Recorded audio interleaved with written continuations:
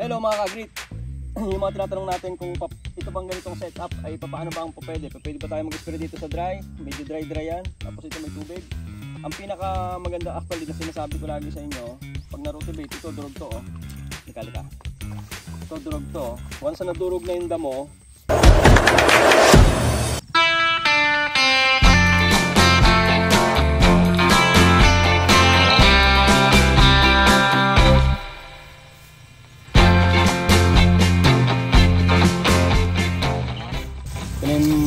pinatraktora natin kahapon.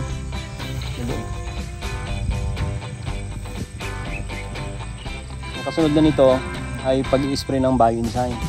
Pero dapat may tubig. Kasi kulang sa tubig oh. So i-spray natin ng bio-enzyme to. Tapos susunod nito, ito na. Tatraktorahin din natin to. Ano to ang tawag dito? I-rotivate lang natin yan, di ba? Kita mo maraming damo. I-rotivate lang yan, tapos spray ng bio-enzyme. Yung tataniman din natin ng jasmine hanggang doon. Tinan nyo yung na-rotivate natin. Yung mga tinatanong natin kung ito bang ganitong setup ay paano ba ang pwede? Pwede ba tayo mag-spray dito sa dry? Medyo dry yan, tapos ito may tubig. Ang pinaka maganda actually na sinasabi ko lagi sa inyo, pag na-rotivate ito, durog to oh. Lika. Ito durog to. Once na nadurog na yung damo, ito durog to, meaning kasi patayan. Mamamatay na yan, subject for decomposition process na yan. So spray lang po natin ng bio-enzyme. Ang pinaka-ideal, yung ganito po, may tubig. Ito. Pero since ito kasi wala kasi itong dire-diretsong source ng tubig, kaya mayroon talagang area na walang tubig. Ayan, tulad yan. Yan, pakita mo, yan. Walang tubig yan. Ito naman may tubig. So ganito dapat talaga ang setup, yung ganitong mas pinaka-ideal pag mag-spray po kayo ng bio-enzyme, ganito ang maganda, yung may tubig oh. Naka-submerge sa tubig, mas mabilis mabulok. As compare mo sa ganyan.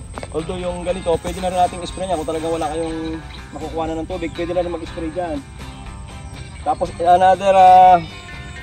another point, gusto kong i-point out po sa inyo no. Pag napansin niyo po na ganito po ang setup ng palayan, ibig sabihin niyan, itong part na to mababa to.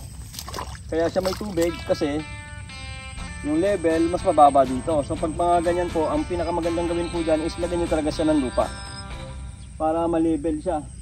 Or else, darating ang araw, yung part na yun madamo, itong part na to walang damo. So mas pinaka-the best is level. Tapos magpapa-spray na rin tayo ng glyphosate dito na kalahating sardinas. To sa mga pilapil na to. Yan, at ipapa-repair po natin to. So kung ano yung nakita nyo po ngayon, bukas, makalawa, susunod na vlog natin, iba na po talaga dapat ang maging itsura nito. Ito po, for your information, ay ngayon lang po natin to sasakahin, itong lupa na to. Ang karugtong po nito ay yung talungan natin sa kabila. So ito, tataniman natin ito ng, ng seeds natin ng Jasmine 479. Dito natin papakita sa inyo yung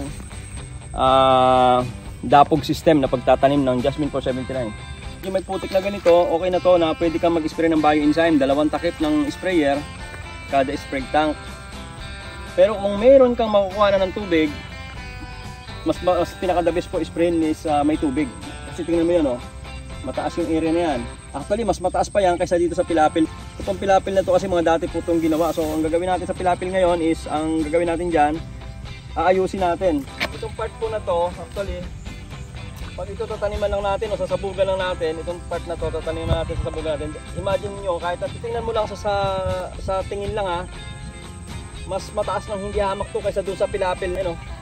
Ito mataas kaysa doon sa pilapil. Bababad ka, paano mo naman mabababad? Common sense lang no? Paano naman natin mabababad itong area na to? Eh kung yung pilapil mo mababa.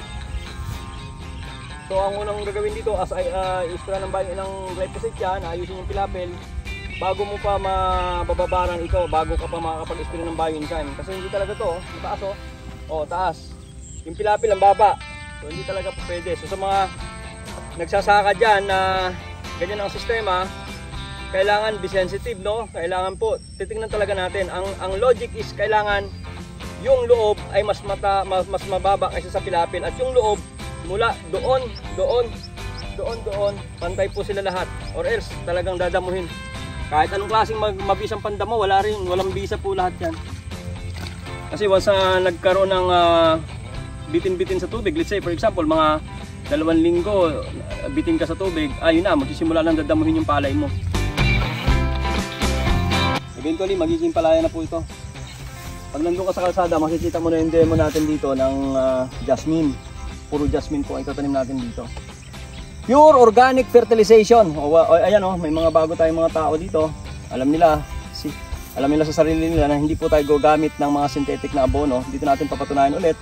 Nandito po ito sa San Antonio, Quezon. Tapos as much as possible, mag-i-invite tayo dito ng mga LGU para makita nila yung effectiveness ng ating ginagawa na pure organic fertilizer na Everlast. Dito po natin ulit gagawin yan.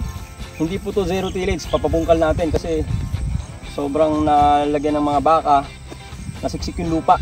Kaya na kailangan talaga natin as much as possible bungkal. Okay, pero yung mga damo na yan is almost enough para maging fertilizer ng mga panibagong halaman. Pag nabulok na natin yan, magiging fertilizer na po ng panibagong halaman yan. Ay, sarap din sa bukid. Let's go!